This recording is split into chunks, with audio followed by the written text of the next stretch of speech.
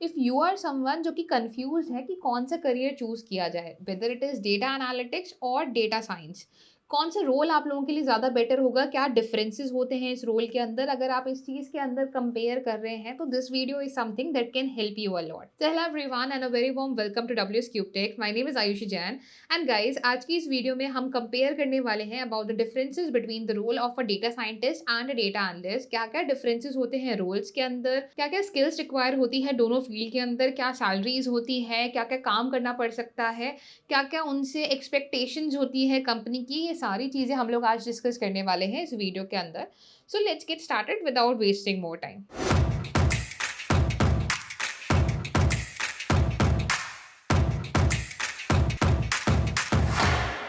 सबसे पहली चीज़ जो कि हम यहाँ पे फ़ोकस करने वाले हैं that is on the roles differences, कि क्या डिफरेंस होता है between the role of a data scientist and the role of a data analyst. यहाँ पे हम एग्जांपल लेंगे ब्लिंकिट का। ब्लिंकिट गाइस हम सभी लोग यूज़ करते हैं, हमें पता है ब्लिंकिट का यूज़ किया जाता है ताकि हम लोग विद इन 10 मिनट्स 15 मिनट्स कोई भी ग्रोसरीज जो कि हमें रिक्वायर्ड है या आजकल जो इलेक्ट्रॉनिक आइटम्स या काफ़ी सारी चीज़ें हम लोग डिलीवर करवा सकते हैं, राइट। अब ब्लिंकिट का एग्जाम्पल में अगर हम data analyst and data scientist के रोल को समझें, तो अगर ब्लिंकिट के स्टेक होल्डर्स को ये जानना है कि कौन सा हमारा प्रोडक्ट है जो कि सबसे ज़्यादा बिक रहा है, किस सीजन के अंदर बिक रहा है, कहाँ पे हमें और ज़्यादा डिलीवरी पार्टनर्स की रिक्वायरमेंट है क्योंकि उस पर्टिकुलर एरिया से बहुत ज़्यादा ऑर्डर्स आ रहे हैं, किस टाइप के ऑर्डर्स आ रहे हैं, कौन सी इन्वेंट्री इन्वेंट्री के अंदर कौन से प्रोडक्ट्स को और ज़्यादा स्टॉकअप करने की ज़रूरत है, कौन सा स्टॉक बच जा रहा है और डेड स्टॉक की वजह से हमें लॉस हो रहा है। ये सारी चीज़ें अगर हमें जाननी है, तो हम जाएँगे एक डेटा एनालिस्ट के पास। तो ब्लिंकिट के स्टेक होल्डर्स जाएँगे डेटा एनालिस्ट के पास, क्योंकि उसके पास ऐसी डैशबोर्ड्स क्रिएटेड होंगी जो कि पास्ट के डेटा के ऊपर बनी हुई है और इन क्वेश्चंस को वो काफ़ी अच्छे से आंसर कर पाएगा। नेक्स्ट अब स्टेक होल्डर्स को यूज़र की एक्सपीरियंस को और भी ज़्यादा बेटर बनाना है, पर्सनलाइज़ एक्सपीरियंस देना है कि अगर मैं मिल्क खरीदूँ तो वहाँ पे ब्रेड का ऑप्शन आ जाए, या फिर कोई भी प्रेडिक्शन करनी है कि लास्ट ईयर अगर क्रिसमस के टाइम पे इतने ऑर्डर्स आए थे या इन प्रोडक्ट्स के मेजरली ऑर्डर आए थे, स्टॉक डेड होने की वजह से काफ़ी सारे ऑर्डर्स नहीं आ पाए थे, या फिर उन्होंने स्विगी इंस्टामार्ट से खरीद लिया होगा या ज़ेप्टो से खरीद लिया होगा। तो उस केस में हम कैसे प्रोडक्ट को प्रिडिक्ट कर सकते हैं कि ऑलरेडी हम उसे स्टॉक अप करके रख लें, या फिर कस्टमर को पर्सनलाइज़ एक्सपीरियंस कैसे दें उसके ऐप के ऊपर कि अगर ये वो खरीदे तो हो सकता है कि चांसेस हो दूसरा कोई प्रोडक्ट खरीदने के। ब्रेड खरीदे तो मिल्क का ऑप्शन आ जाए, मिल्क खरीदे तो ब्रेड का ऑप्शन आ जाए, या फिर ऐसी कोई भी हमारे पास पर्सनलाइज़्ड रिकमेंडेशंस के सिस्टम्स अगर हमें क्रिएट करने हैं, तो उसके लिए हम लोग लेके जाएँगे इस प्रॉब्लम को डेटा साइंटिस्ट के पास, जो कि प्रेडिक्टिव मॉडल्स बनाएगा और उनके बेसिस पे ये सारे चीज़ों के सॉल्यूशंस हमें देगा।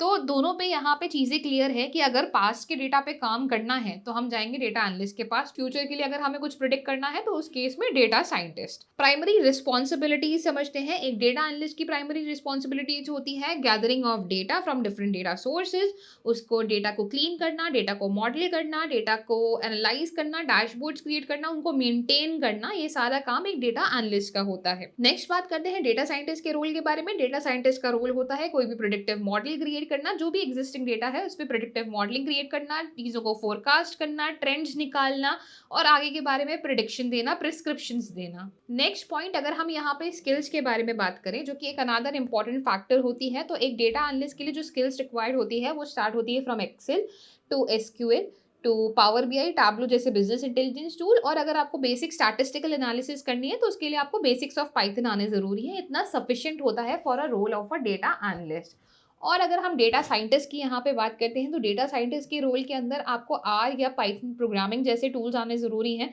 एसक्यूएल आपको आना ज़रूरी है क्योंकि डेटा को आपको अगेन फेच करना आना ज़रूरी है। क्लाउड कंप्यूटिंग के बारे में अगर आपको नॉलेज हो तो that would be great. And उसके बाद पाइथन के अंदर जो हमारी मशीन लर्निंग लाइब्रेरीज़ हैं, उनके बारे में आपको एडवांस नॉलेज होना बहुत ज़रूरी है। आपकी मैथ्स एंड स्टैट्स अच्छी होना बहुत ज़्यादा ज़रूरी है। वहीं अगर एट द सेम टाइम हम डेटा एनालिटिक्स की बात करें, तो वहाँ पे basics of maths and basics of statistics आपको आता हो तो that is more than sufficient. But in the role of data scientist आपको बहुत अच्छी मैथ्स आनी ज़रूरी है और आपका जो स्टैटिस्टिक्स है वो भी बहुत ज़्यादा स्ट्रांग होना ज़रूरी है, क्योंकि अगर आप if you are someone who hesitates a lot from maths and statistics, then data science is not the perfect program for you. Data science पे आप कम जाने की कोशिश करें, आप डेटा एनालिस्ट की तरफ जा सकते हैं। बट इफ़ यू थिंक कि आपके लॉजिक्स अच्छे हैं, आप इजीली मैथ अप्लाई कर सकते हैं, स्टार्ट्स आपकी अच्छी है, तो उस केस में आप डेटा साइंस की तरफ जा सकते हैं, बिकॉज़ वहाँ पे आपको बहुत ज़्यादा मैथ्स के लिए प्रिपेयर्ड रहना है। सो गाइस, जो भी टूल्स एंड टेक्नोलॉजीज़ जो कि अभी तक हमने यहाँ पे डिस्कस करे हैं for a role of data analyst, और इससे भी थोड़े ज़्यादा जो कि हमें डेटा साइंस के अंदर भी हेल्प कर सकते हैं, यानी कि अपने करियर को थोड़े-से हाइट्स पे ले जाने में हेल्प कर सकते हैं। ये सारे टूल्स एंड टेक्नोलॉजीज़ अगर आप सीखना चाहते हैं, तो आप डब्ल्यूएस क्यूबटेक का premium data analytics mentorship program join कर सकते हैं, जिसका नया कोहॉर्ट जल्दी स्टार्ट होने वाला है। इस कोहॉर्ट के अंदर आप सीखेंगे कि कैसे आप एक्सेल का यूज़ कर सकते हैं, सीक्वल का यूज़ कर सकते हैं, power BI, tableau, Python, machine learning को यूटिलाइज़ कर सकते हैं टू परफॉर्म एनालिटिक्स। थोड़ी बहुत प्रेडिक्टिव मॉडलिंग के बारे में भी आप सीखोगे, जिससे कि आपके जो चांसेस हैं to go into the field of data science वो भी यहाँ से इंक्रीज़ हो सके। तो काफ़ी कुछ है इस कोहॉर्ट के अंदर, 6 से ज़्यादा प्रोजेक्ट्स हैं, 12 से ज़्यादा केस स्टडीज़ हैं, कैपस्टोन प्रोजेक्ट है, साथ ही साथ हम आपको इंटरव्यूज़ के लिए भी प्रिपेयर कराएँगे और आपको आपका फर्स्ट जॉब पाने में भी हेल्प करेंगे।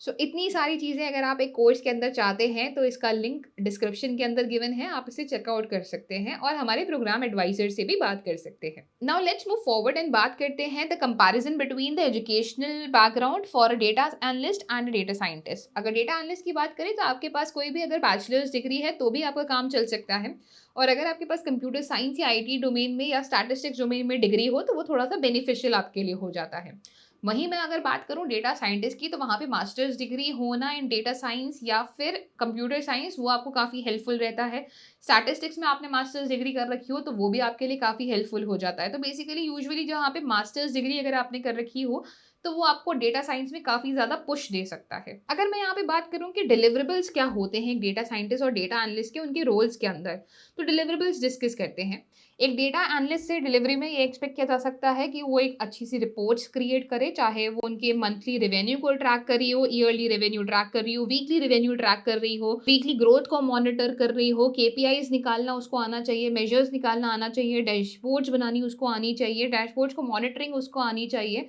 तो ये सारी चीज़ें डेटा एनालिस्ट से एक्सपेक्ट की जा सकती है कि पास्ट के डेटा से कोई भी अगर इनसाइट्स चाहिए हो, तो डेटा एनालिस्ट के पास वो लोग जाएँगे और डेटा एनालिस्ट के पास इन सब के आंसर्स होने चाहिए। डेटा साइंटिस्ट से क्या डिलिवरेबल्स होने चाहिए उसको समझते हैं। From a data scientist it is expected कि वो एक प्रेडिक्टिव मॉडल क्रिएट करेगा, ताकि कोई भी हम आगे के आउटकम्स को प्रेडिक्ट कर सकें, और कितने वो एक्यूरेट होंगे, वही चीज़ उसको एक बेटर डेटा साइंटिस्ट बना सकती है। उसको मशीन लर्निंग एल्गोरिदम जनरेट करनी आनी चाहिए। एट द सेम टाइम कैसे किसी भी वर्क फ्लो को ऑटोमेट करना हो, वो भी अच्छे से उसको आना चाहिए।